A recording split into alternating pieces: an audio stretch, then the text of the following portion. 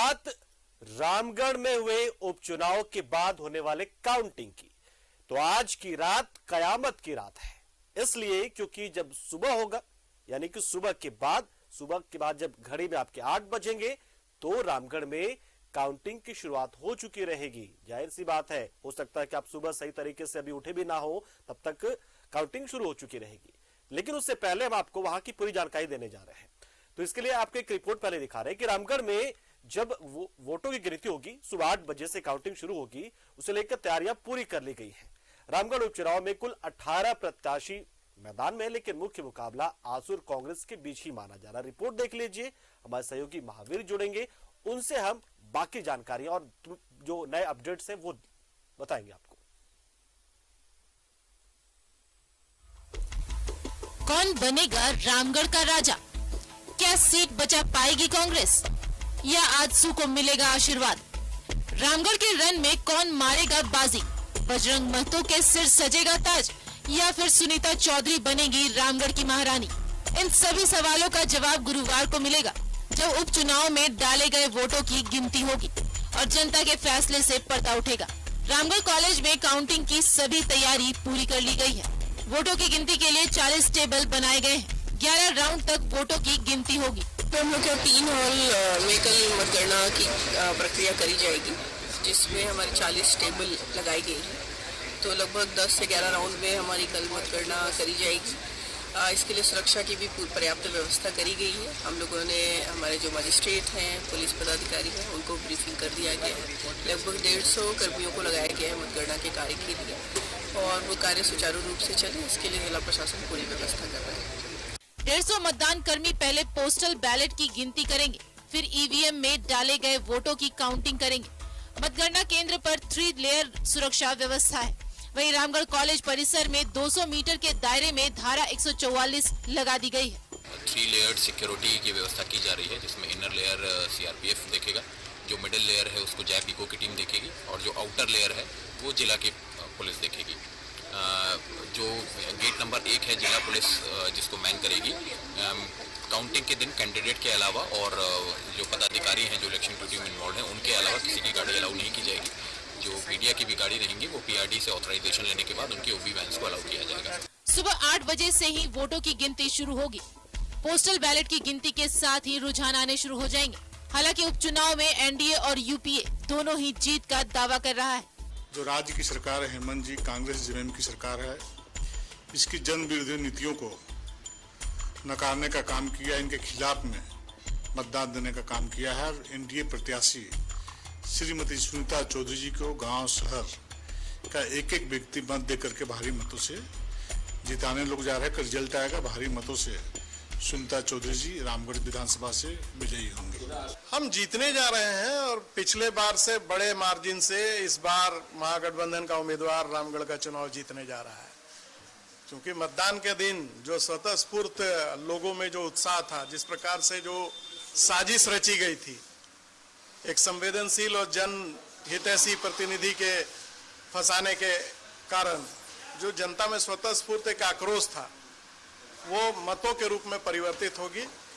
और जो हमारी रिपोर्ट भी है, जो हमारा फीडबैक है हमारे कार्यकर्ताओं और समर्थकों के माध्यम से, वो निश्चित रूप से इस बात का इशारा कर रही है कि हम लोग चुनाव जीतने जा रहे हैं। रामगढ़ में कुल 18 प्रत्याशी चुनावी मैदान में हैं, लेकिन सीधा मुकाबला एनडीए की सुनीता चौधरी और यूपीए के बजरंग महतो के बीच माना जा रहा है। उपचुनाव के लिए 27 फरवरी को वोट डाले गए थे।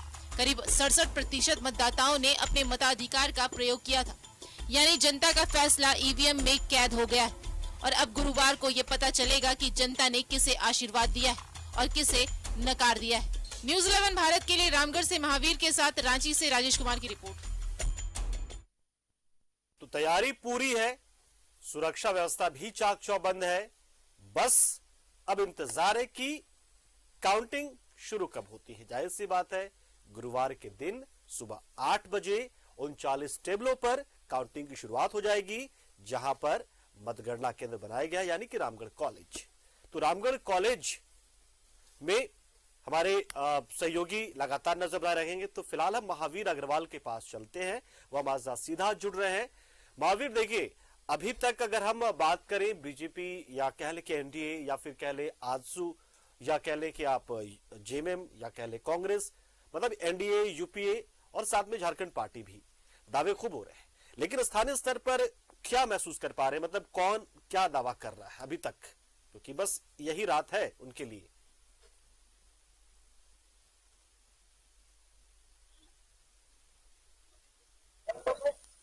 जी, रामगढ़ विधानसभा का जो उपचुनाव हुआ है उसका काउंटिंग कल 8 बजे से रामगढ़ कॉलेज में किया जाएगा।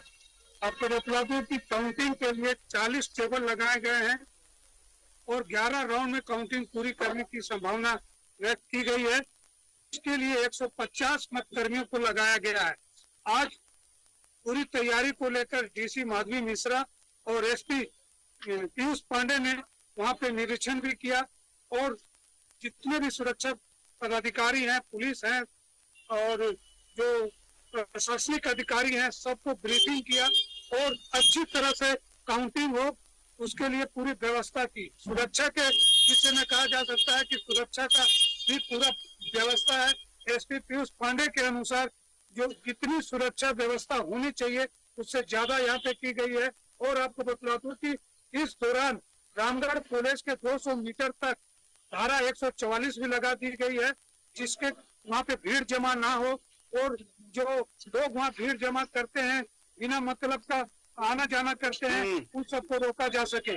और इसके अलावा जो वो मार्ग है रामगढ़ कॉलेज का आने जाने वाला जो रास्ता है उसको भी सील कर दिया गया है। वहाँ पे केवल संबंधित अधिकारी ही और पत्रकारों को ही आने जाने की छूट दी गई है। और जो संभावना व्यक्त की जा रही है कि 2,28,152 मतों की गिनती 11 राउंड में पूरी होगी। महावीर अग्रवाल से हमारा कट गया है। हम इस बीच में हमारे सहयोगी राजेश का रुख कर लेते हैं। महावीर से हम दोबारा संपर्क करने की कोशिश करेंगे। राजेश का रुख कर लेते हैं। राजेश, फिलहाल जो दावा लगातार हम देख रहे थे यूपी एनडीए का, मतलब क्या लग रहा, आज का जो दावा था, जो बॉडी लैंग्वेज था, वो दावा मैच कर रहा था उनके जबान से जो आवाजें या शब्द निकल रहे थे? कुछ ऐसा महसूस किया आपने अलग अलग खेमों से जब बात हो रही थी आपकी, या इंटरेक्शन हुआ होगा किसी मुद्दे को लेकर और खासतौर से उपचुनाव को लेकर? तो देखिए, दोनों पक्षों से हमारी बात हुई है। एनडीए के नेताओं से बात हुई और यूपीए के नेताओं से बात हुई। यानी एनडीए के फोल्डर बीजेपी की प्रदेश महामंत्री और सांसद आदित्य साहू, जिनके ऊपर उस प्रभार था एक तरह से कि वहाँ पर एनडीए के लिए चुनाव प्रबंधन का कार्य करें, और उन्होंने कैंप करके वहाँ पर सारी चीज़ों को देखा है। उनका बॉडी लैंग्वेज बता रहा था कि बिल्कुल जीतेंगे और जनता ने फैसला दे दिया है। अब ईवीएम के माध्यम से सारी चीज़ें कल दोपहर तक स्पष्ट हो जाएंगी। सभी पॉकेट्स में अच्छे वोट मिले हैं, कुछ एक को छोड़ के बाकी जगहों पर अच्छे वोट मिले हैं, ये दावा किया गया है। और उनके हवाले से जो जानकारी मिली है कि जो आजसू के नेता हैं, जो वहाँ पर के खासतौर पर जो सांसद हैं चंद्र प्रकाश चौधरी, जिनकी पत्नी सुनीता चौधरी जो चुनाव लड़ रही आजसू से, तो वो उनका कहा जा रहा था कि वो बहुत आश्वस्त हैं और ऐसा लग रहा है कि अच्छे मार्जिन से यहाँ पर जीत होगी। वहीं कांग्रेस के प्रवक्ता हैं राजीव रंजन प्रसाद, उनसे हम राजेश महावीर के पास चलते, एक बार फिर से चल लेते। महावीर से संपर्क हमारा टूट गया था। राजेश, महावीर के पास चल लेते, थोड़ा वक्त कम है हमारे पास। एक बार फिर से महावीर के पास।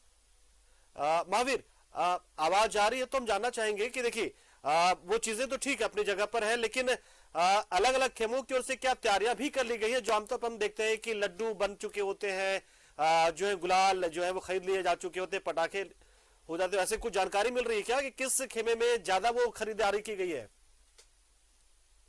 महावीर, वैसे तो 18 उम्मीदवार चुनाव मैदान में है, सबको मालूम है, लेकिन मुख्य मुकाबला यूपीए और एनडीए के बीच है।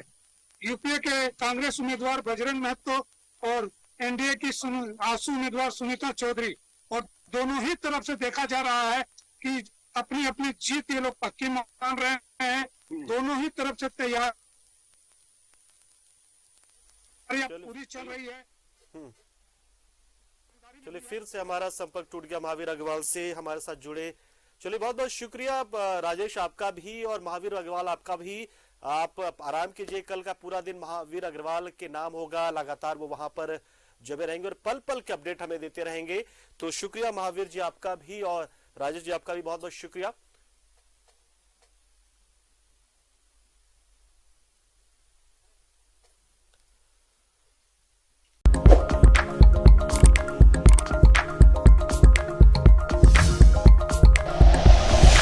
Like and share videos, subscribe करें हमारा चैनल और प्रेस करें बेल आइकॉन। न्यूज़ 11 भारत, सच है तो दिखेगा।